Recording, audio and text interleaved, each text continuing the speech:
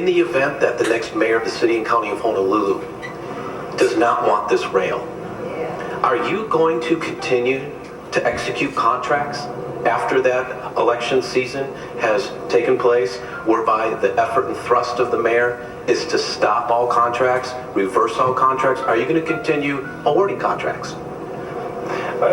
Again, I can't comment on an election. I can just say that we're continuing to try to keep on schedule and on budget with the project.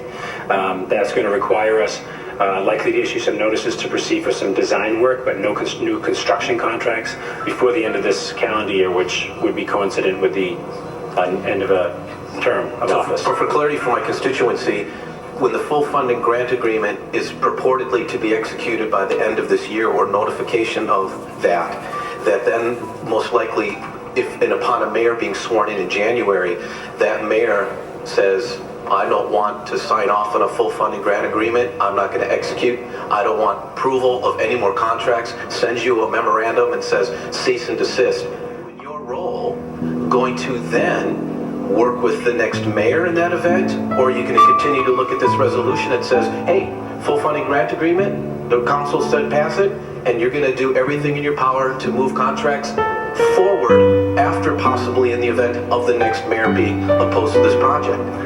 It's a multi-step hypothetical, but I would be working with our board of directors that I work for, as well as this council, as well as the mayor, and I'm sure that there'd be robust conversation taking place about what direction I, as the administrator, would be given, but I don't know what that would be. If the full funding grant agreement is executed, whereby it has to be signed off by the mayor, is that one of the requisites, that the mayor signs off on that full funding grant agreement in order for it to pan out?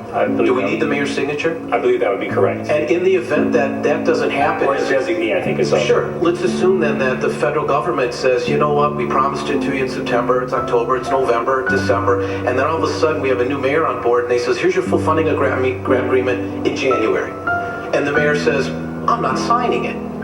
Would this resolution be applicable? What would be your duty if the mayor doesn't sign that full funding grant agreement in the event that the federal government doesn't give it to us until after the election? What will you do? I will do whatever the law and the board of directors of HART tells me to do. And if the mayor then, being the next mayor, is opposed to this rail and doesn't sign the full funding grant agreement, is rail dead? I work for the HART board of directors, and my job is to do what they do. I can't offer you conjecture on what other things. That's a simple question. If the next mayor is opposed to, and I'm giving you a simple answer, which is I work for the HART board. Do you need the mayor's signature on the full funding grant agreement? And I believe that the signature would be in December sometime, potentially, or either November or December. So my question is, again, in the event, because it's pertinent, Chair, to this very resolution that says, wait till an event takes place, Chair, wait till this trigger takes place. And I'm saying, what if that trigger, an event takes place after the election, and all of a sudden come January, the next mayor gets this document, and the mayor says, I'm not signing it. What will happen? That may be more properly referred to core counsel. Okay, thank you. Councilmember Berg, do you want core counsel to address your question? This very matter? Yeah. I think it's pertinent, absolutely. Okay. Thank you, Chair. One is for Corporation Counsel.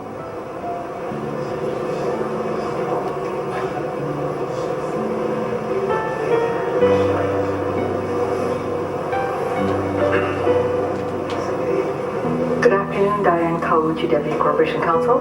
Are you familiar with Resolution 12-158 CD1, that the be it further resolved stipulates that no contract should be executed until the full funding grant agreement becomes such trigger? Are you familiar with that language? Yes. Okay, when in the event of the full funding grant agreement is executed or provided to the mayor of the city and county of Honolulu after the election, or the next mayor sworn in, and in the event after that next mayor sworn in is opposed to this rail and does not sign, does not acknowledge, sign off, and give approval for that full funding grant agreement, what happens to this rail project? Can contracts still be signed? First of all, the resolution is not law. The resolution before you is not law. Yes? So it's indicating what the council's desire is. it's just an indicator. Would you agree with that?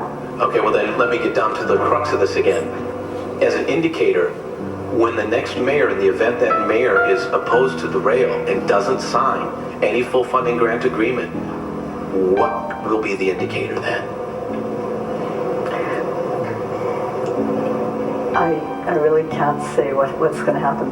I mean, if the mayor's signature is required on the agreement. It's required on that's the clarity, Chair, in the minutes. We heard it straight up.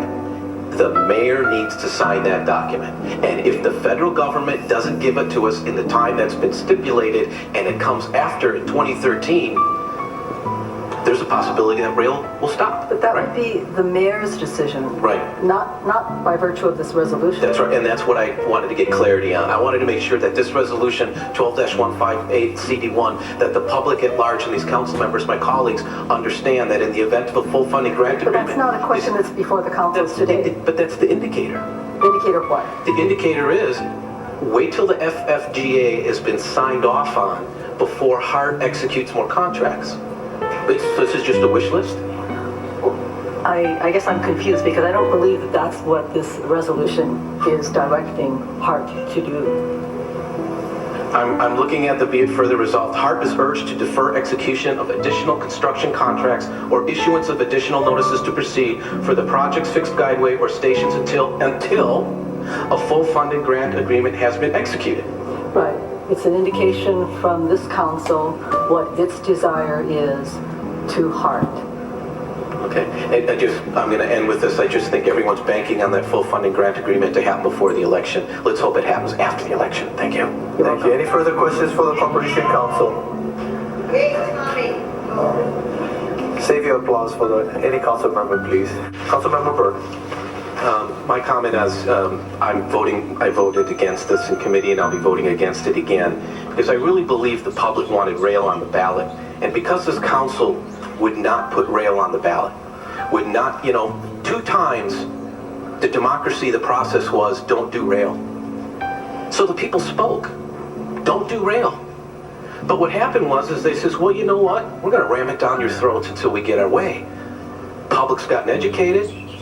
They want to vote on this thing, and now this one resolution becomes the last straw. I've tried to get this examined and other mechanisms and putting it on the ballot, and it didn't pan out. So now I have to argue and use up everyone's valuable time and harp on this because rail was not put on the ballot. I think that this resolution 12-158, the CD1, falls far short of the public's expectations. I think the public's expectations has been, we got a mayor's election coming up. Let's just wait. This thing just says wait till the federal government gives you the green light. I think the public said, since you won't put rail on the ballot, give me something. Give me an insurance. What are you going to do when the next mayor comes on board and is elected and says, stop this rail? Is this council going to still ram this thing through? This resolution say, hey, the federal government gave us the agreement, ram this thing through? The people are looking for a trigger. This is a trigger for HART, but the people are looking for a trigger for them, for their own well-being, for their own pocketbooks, for their own sanity. Everybody in public that I know of who even is pro-rail said this council owed it to the public to put it back on the ballot. And because of that, I have to object to this resolution because in good faith, it is a good faith measure and it's trying to remedy some inconsistencies. But members, mine's a symbolic no vote. It's a no vote so that I can use up my time representing Council District 1, that I'm disappointed this council would not put rail on the ballot. And I do believe that the public really, really is going to make a strong showing on the election day for the mayor. And I'm putting all my my bets that this rail is going to be stopped.